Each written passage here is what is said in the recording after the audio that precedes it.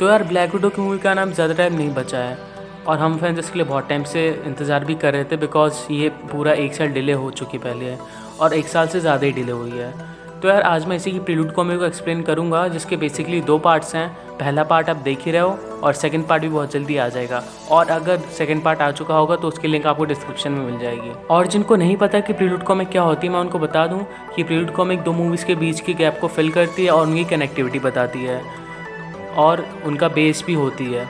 So basically for an example infinity war की prelude comic में हमें बताया गया कि कैसे कैप वकांडा पहुँचे, कैप सिविल वॉर से लेकर इन्फिनिटी वॉर तक कहाँ गैप थे नताशा के संग में, और बकी के माइंड से वो सारे वर्ड इरेज कैसे जो कि हाइड्रा ने उसके दिमाग में डाले थे। ये सब हमें इन्फिनिटी वॉर की प्रीलूड कॉमिक में बताया गया है। सो यार आई होप दैट आपको समझ में आ गया कि प्रीलूड कॉमिक क्या होती है।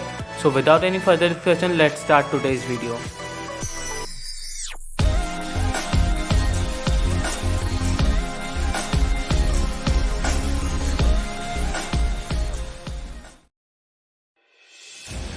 Shield secretary Alexander Pierce councilman से पूछते हैं कि क्या हो अगर पाकिस्तान इंडिया में मर्ज हो जाए और आपको पता हो कि वो आपकी बेटियों को बीच स्टेडियम में ले जाके मार देंगे और आप ये सब सिर्फ एक स्विच दबाने से रोक सकते हो, तो क्या आप ऐसा नहीं करोगे? जिस पर काउंसिलमैन सिंह अपना शैम्पेन का गिलास फेंकते हुए रिप्लाई देते हैं कि अगर वो स्विच तुम्हारा हो तो मैं ऐसा बिल्कुल नहीं करूँगा पियर्स। तभी सेक्रेटरी पियर्स अपनी बंदूक काउंसिलमैन सिंह की तरफ एम करते हैं, पर अगले ही शॉट में एक ही झटके में काउंसिलमैन हॉली अलेक्जेंडर पियर्स और उनके बाकी हाइड्रा एजेंट्स को नॉक डाउन कर देती है। जिस पर सेक्रेटरी पियर्स हैरान होकर पूछते हैं कि काउंसिलमैन ये आपने कैसे किया, जिस पे हॉली अपना हाईटेक फेस मास्क डीएक्टिवेट करके दिखाती है कि वहाँ पे वो नहीं बल्कि ब्लैक विडो एके नताशा रोमानॉफ है, जो कि पियर्स से सॉरी बोलते हुए पूछती है कि कहीं उसने उसकी बातों को बीच में ही तो नहीं काट दिया। Councilman Hawley secretary of state general Ross को नताशा की ट्राइशिलियन वाली फुटेज दिखाते हुए कहती है कि क्या यही वो औरत है जिसे आप ढूंढ रहे हो, वो जिसने हमारी जान बचाई। अगर वो सही टाइम पे हमसे इंटरसेप्ट ना करती, अगर हमें रिप्लेस ना करती वो, तो आज ना ही हम होते और ना ही बाकी काउंसिल मेंबर्स। जिस पर जनरल रॉस कहते हैं कि हम समझ सकते हैं कि आपको उसके ऊपर बहुत बड़ा एहसान है और वो एक वक्त पे तारीफ़ के लायक भी थी जब वो हमारे लिए काम कर रही थी, पर अब ऐसा नहीं है। तब काउंसिलमैन हॉली जनरल रॉस को सिविल वॉर के इवेंट्स के बारे में बताती है और एयरपोर्ट बैटल की फ़ोटो निकाल के कहती है कि ये जर्मनी के एयरपोर्ट बैटल की फ़ोटो है जहाँ पर वो आपके पालतू टोनी स्टार्क के संग में कैप्टन के ख़िलाफ़ लड़ रही थी, और सिर्फ कैप्टन के खिलाफ ही नहीं, वो आपके ऑर्डर्स की वजह से अपने सालों पुराने दोस्त बार्टन के ख़िलाफ़ भी लड़ रही थी। तो आप देख ही सकते हैं सेक्रेटरी रॉस कि जो औरत को आप ढूंढ रहे हो वो आपकी के लिए लड़ रही थी। जिस पे सेक्रेटरी रॉस बोलते हैं पर उसने कैप्टन अमेरिका को नहीं पकड़ा बल्कि उसने मदद की उनको वहाँ से भागने में। जिस पर काउंसिलमैन हॉली कहती है कि क्या आपके पास इसके लिए कोई प्रूफ है? जिस पर जनरल रॉस कहते हैं कि हमने खुद के इंटरचालक से पूछा था लेकिन उन्होंने हमारी इंक्वायरीज़ का कोई जवाब नहीं दिया, तो आप यहाँ पे समझ ही सकती है कि यहाँ पे कुछ तो गड़बड़ है। जिस पर काउंसिलमैन हॉली कहती है कि ये प्रूफ काफ़ी नहीं है। जिस पर सेक्रेटरी रॉस कहते हैं कि बार्टन, विल्सन और वो चीटी वाला आदमी तो पकड़े जा चुके हैं लेकिन स्टीव अभी भी भाग रहा है और उसकी कोई ना कोई मदद कर रहा है। जिस पर काउंसिलमैन हॉली कहती हैं कि आपको कुछ पता भी है? कोई तुक्का नहीं, कोई गुनाह नहीं, मुझे सच्चा सबूत चाहिए। आप चाहते हैं कि जिस औरत ने मेरी जान बचाई उसी को मैं अपने रिसोर्सेज से ढूंढने निकलूं? तब सेक्रेटरी रॉस कहते हैं कि क्या आप पूरा सब सुनने के लिए तैयार हैं? जिस पर काउंसिलमैन कहती हैं कि मैं तो एक न्यूयॉर्क सिटी पे एक पूरी मिसाइल छोड़ने को भी तैयार थी जब एलियंस का इन्वेजन हुआ था, अपना बेस्ट ट्राई करो।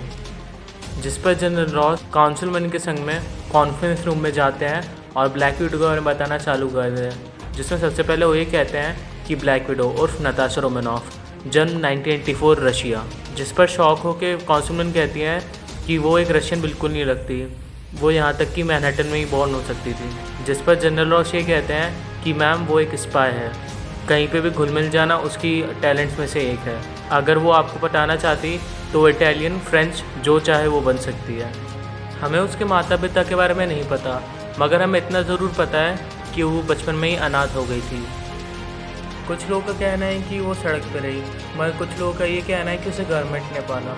हमें तो बस इतना पता है कि एक टाइम पर उसका ध्यान गया जनरल डिकॉफ का, वो उस टाइम लेटरूम संभाल रहे थे। जिसकी एक ब्रांच को मैनेज कर रही थी मैडम ली, जिस पर काउंसिलमैन हॉली कहती हैं कि मुझे लगा रेड रूम सिर्फ एक कहानियों का हिस्सा है, जिस पर जनरल रॉस कहते हैं कि ये कहानी असली है पर अब वो जगह एग्जिस्ट नहीं करती, पर नताशा उनमें से एक बेस्ट स्टूडेंट थी।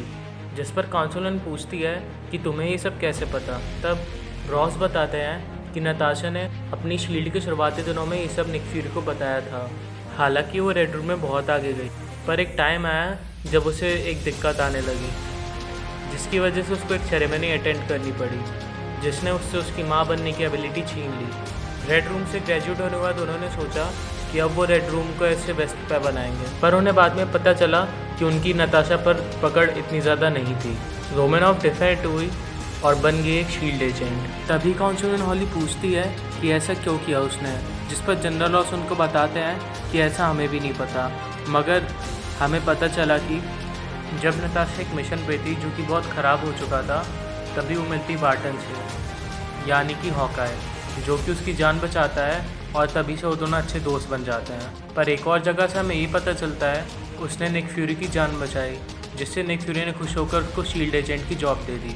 और एक तरफ हमें ये भी पता चलता है कि उस सेरेमनी की वजह से उसने रेड रूम पर भरोसा खो दिया और एक नई शुरुआत करी। हमें बस इतना पता है कि ऐसे बनी वो एक शील्ड एजेंट।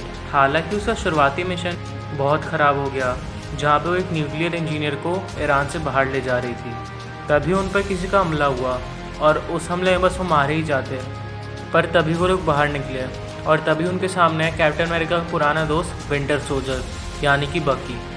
उसने नताशा के पेट से होते हुए उस इंजीनियर को गोली मारी। शील्ड को भी लगा कि ये कहानी झूठी है और रोमानॉफ सच नहीं बोल रहे, पर रोमानॉफ ने हमें बताया कि ये सच है, जिस पर हमें लग रहा है कि उसने कैप्टन अमेरिका और विंटर सोल्जर को भागने में मदद की। काउंसिलर हॉली ने कहा कि अभी हमें उन चीज़ों पर फोकस करना चाहिए जिनके बारे में हमें पता है। फिर हॉली ने कहा कि अब क्या हुआ, जिस पर जनरल रॉस उसको बताते हैं कि फिर उसको एक हल्का मिशन दिया गया, मिस्टर स्टार्क पर नज़र रखने का असाइनमेंट। उसे भेजा गया था टोनी स्टार्क की अपनी कंपनी को पेपर को सौंपने वाले पेपर नोटराइज करने के लिए। तब उसने अपना नाम बताया नैटली रशमैन, और तब ये सब शुरू हुआ। और तभी हमें यहाँ पे फ्लैशबैक का एक और सीन दिखता है, जहाँ पर हैप्पी और नताशा के रिंग में फ़ाइट होती है, जहाँ पर नताशा बुरी तरह से हैप्पी को घायल कर देती है, और इसे देखकर टोनी और पेपर दोनों हैरान रह जाते हैं।